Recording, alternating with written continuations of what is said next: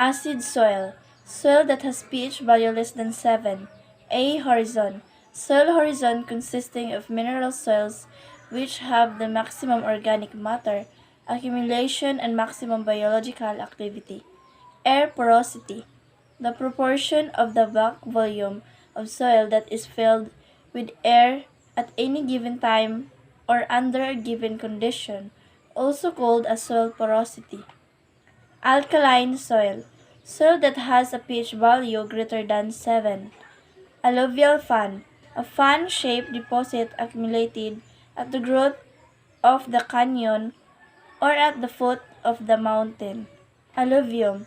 Sediments that which are deposited by running water or stream, also called as alluvial materials. Ammonification.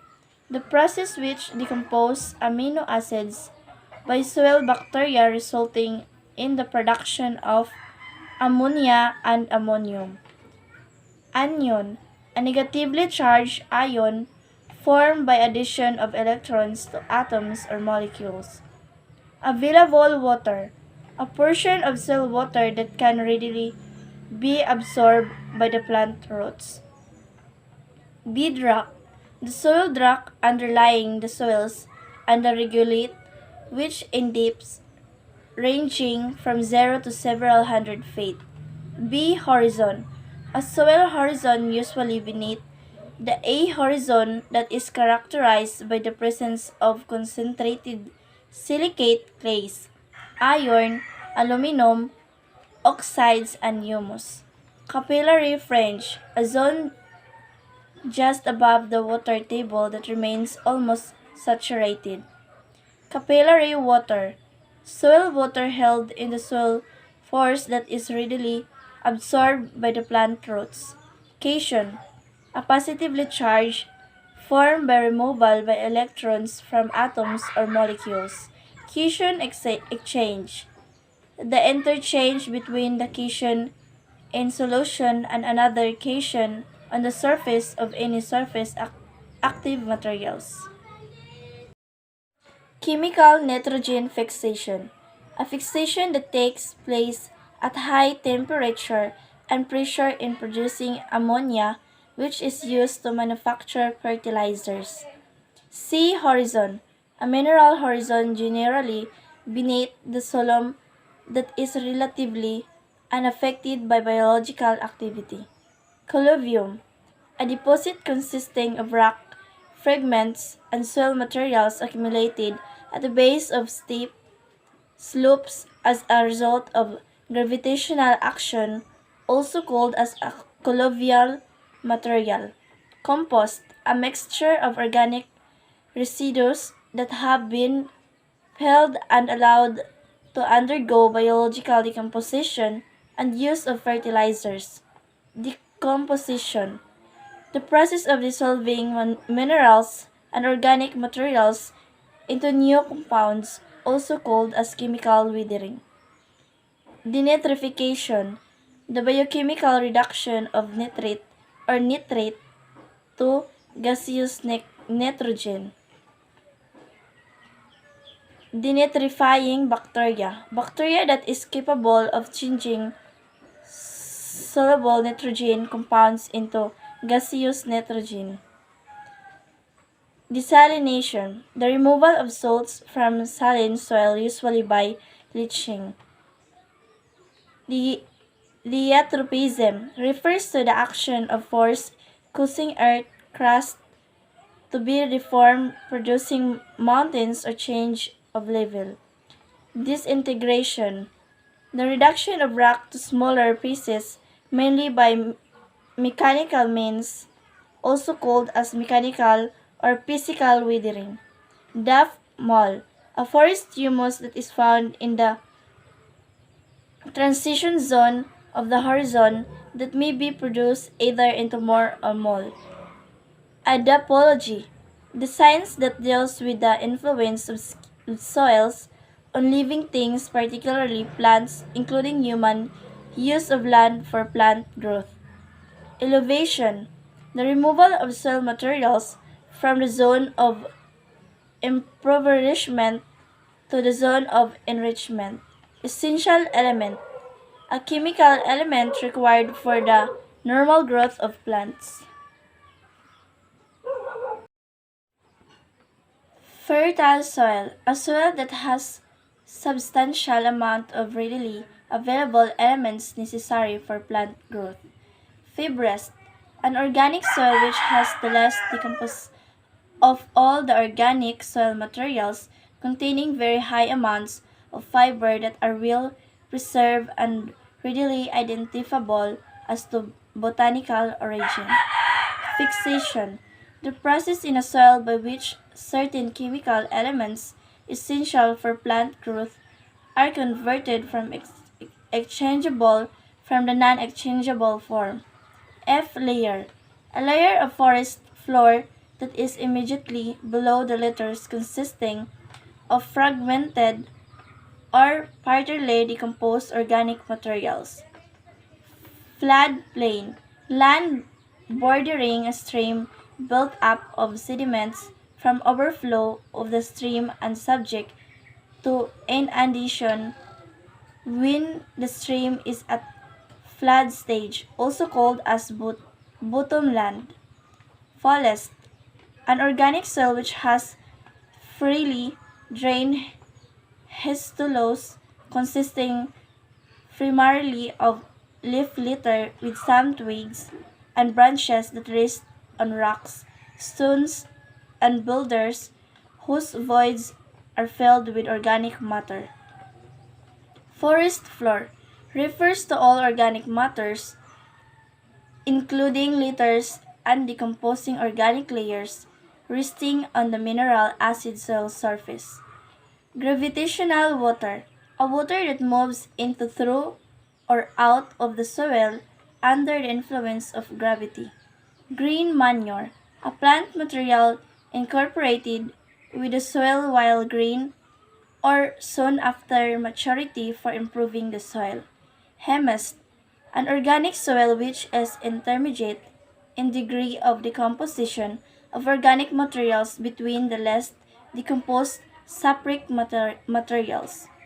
Each layer, a layer of forest floor consisting largely of well decomposed amorphous organic matter. Humification, the process involving the decomposition of organic matter and leading to the formation of humus. Humus, the temporary and product of the decomposition of plant and animal remains.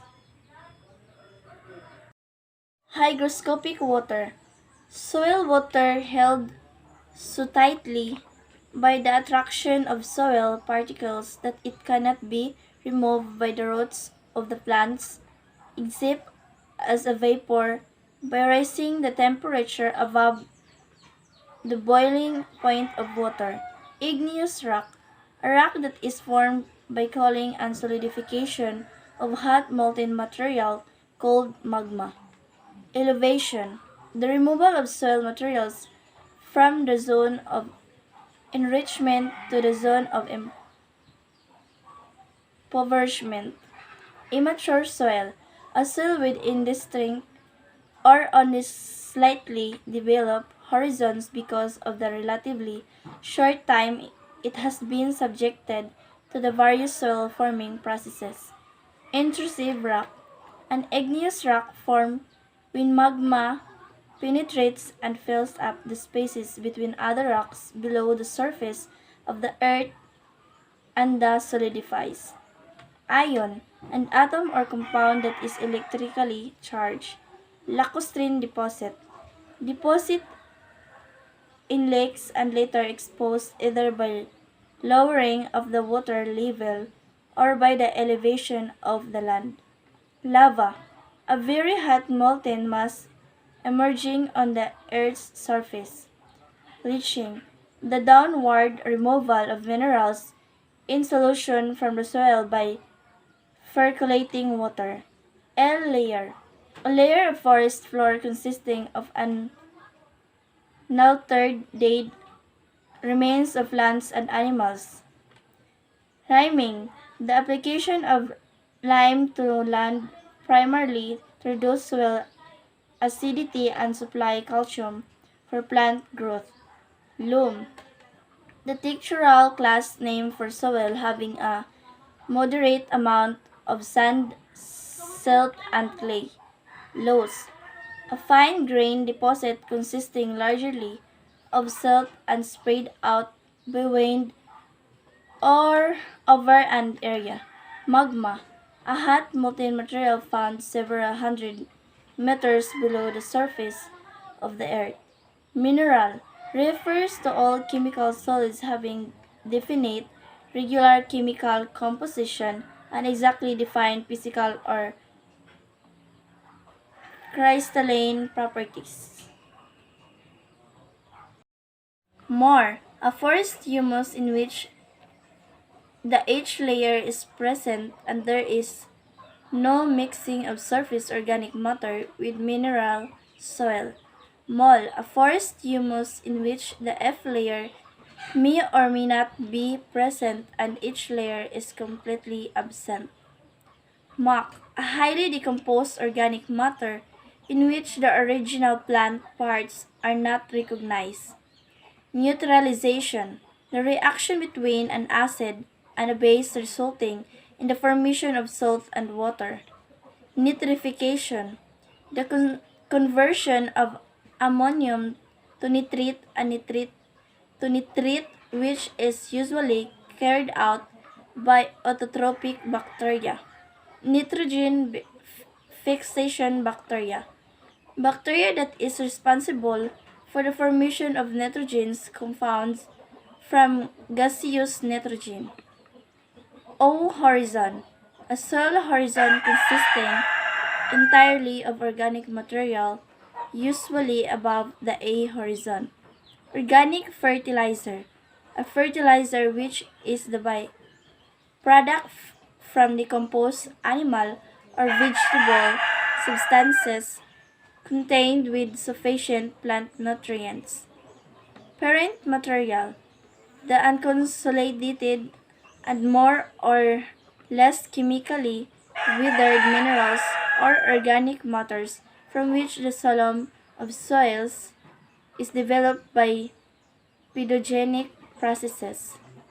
Reduction, a chemical process in which electrons are gained the negative valence and increased and positive valence is decreased.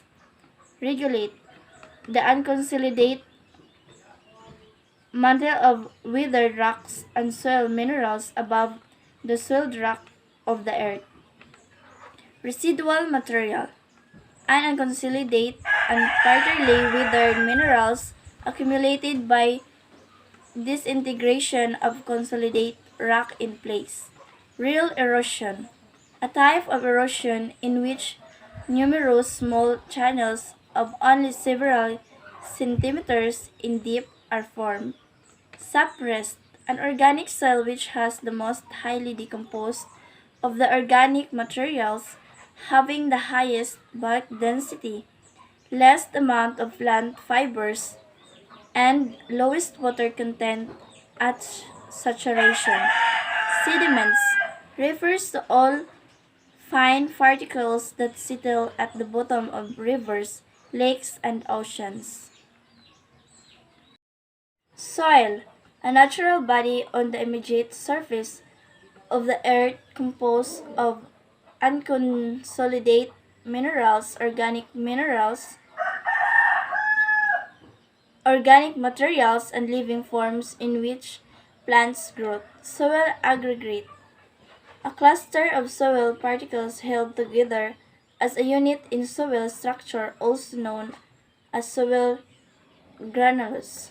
Soil bulk density, the mass of dry soil per unit of bulk volume including the air space. Soil classification, the systematic arrangement of soils into groups of categories on the basis of their characteristics. Soil colloid, a kind of mixture whose particles are intermediate in size between the visible particles of a suspension and the invisible particles of a solution. Soil conservation, an art combining all management and land use method that safeguard the soil against depletion or deterioration caused by nature and human beings. Soil consistency refers to the physical condition of a soil at various particles resulting in single grain structure. Soil dispersion, the breaking of soil aggregates into individual particles resulting in single grain structure. Soil fertility, the status of soil with respect to the amount and availability of elements necessary for plant growth. Soil horizon, a layer of soil with approximately parallel to the soil surface differing in properties and characteristic from adjacent layers below or above it. Soil monolith, a vertical section of a soil profile removed from the soil and mounted from display or study.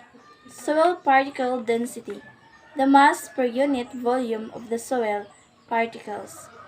Soil profile, the vertical section of soil from surface through all its horizons. Soil reaction, the degree of acidity or alkalinity of the soil usually expressed in pH value. Topsoil, the topmost fertile layer of the soil usually rich in organic matter. Withering refers to all physical and chemical change produced in rocks at or near the Earth's surface by atmospheric agents.